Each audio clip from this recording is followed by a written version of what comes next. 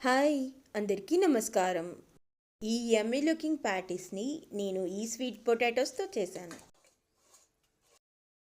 కాయ పెద్దగా ఉంది, వెయిట్గా ఉంది. 1/2 kg కందగడ్డ అది. అలా కందగడ్డని ఆవిరికి ఉడికించి కాస్త చల్లారిన తర్వాత పొట్టు తీసి మెదుపుకొని అందులో 100 grams పన్నీర్ వేశాను. ఇంచుమించుగా 1 cup రోల్డ్ ఓట్స్. ఇందులోకి నేను వేసిన స్పైసెస్ చాలా లిమిటెడ్.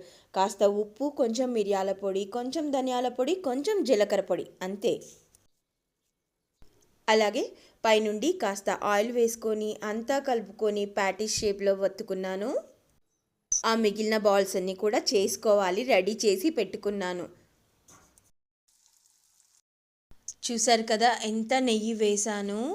ఆ నెయ్యిని మొత్తం అబ్జర్వ్ చేసుకుంది, చాలా సాఫ్ట్ అయిపోయింది.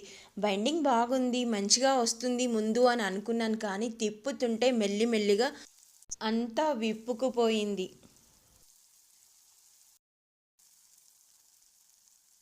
అయితే మీరు ముందు చూసిన టెక్స్చర్ రావడం కోసం నేను మళ్ళీ దీన్ని రీమేక్ చేశాను.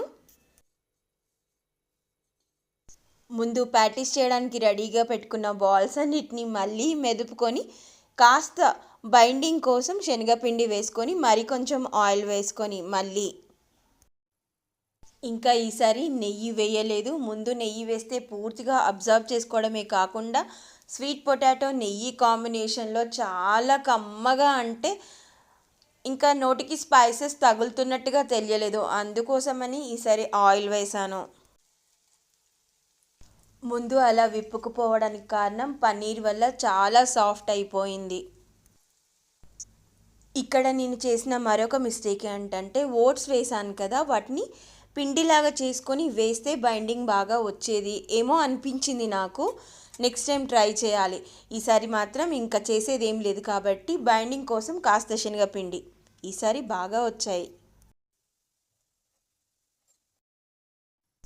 దీనికోసం ఎలాంటి సాసెస్ ప్రిపరేషన్ నేను చేయలేకపోయాను ఈరోజు. అలాగే తినేసాం మేము. మీరు కావాలంటే హోమ్మేడ్ సాసెస్, గ్రీన్ చట్నీ ఏదైనా చేసుకోవచ్చు.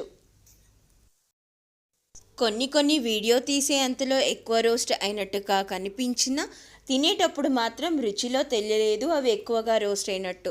తర్వాత వాయిలో మాత్రం మేము ఆ జాగ్రత్త తీసుకున్నాము, ఎక్కువ రోస్ట్ అవ్వకుండా జాగ్రత్తగా టు ది స్పెసిఫిక్ ఎంత కావాలో అంతే.